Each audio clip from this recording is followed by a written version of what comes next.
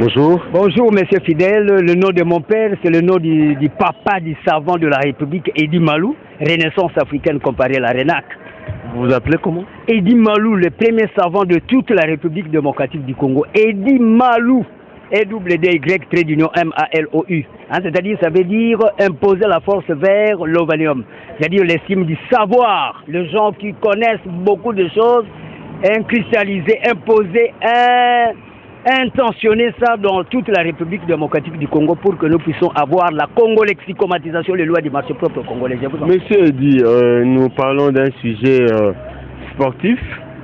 Est-ce que connaissez-vous les relais? Mais oui, c'est clair. Lorsqu'on parle de tout ce point de vue, c'est l'activisme vers ce qu'on appelle la dynamique des sports. C'est-à-dire mettre un accent sur les revenus aussi à avoir. C'est un problème de TGO. Théorie générale des organisations, comment nous pouvons parvenir aussi à relever aussi les défis, parce que par exemple le Brésil, à part les végétariens là, le végétalisme, nous avons cette même climatologie. Le Brésil aussi c'est des... Oui, mais nous parlons du relais.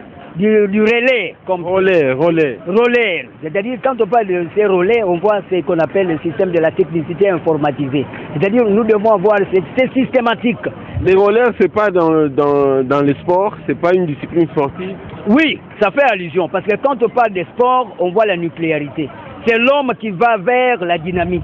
Oui, mais le sport là, le relais, est-ce que vous le connaissez? Oui, mais c'est clair, ça fait allusion au redynamisme de l'homme qui doit assurer ce qu'on appelle la systématique de l'orthodoxisation, c'est-à-dire la réflexologie, le réflexe.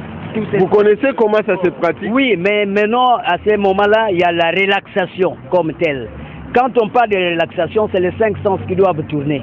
Nous avons à faire même ce qu'on appelle l'hyposmie qui doit être éventualiste sous cet angle-là. C'est clair.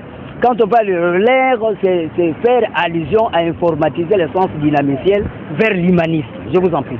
Merci beaucoup. Oui.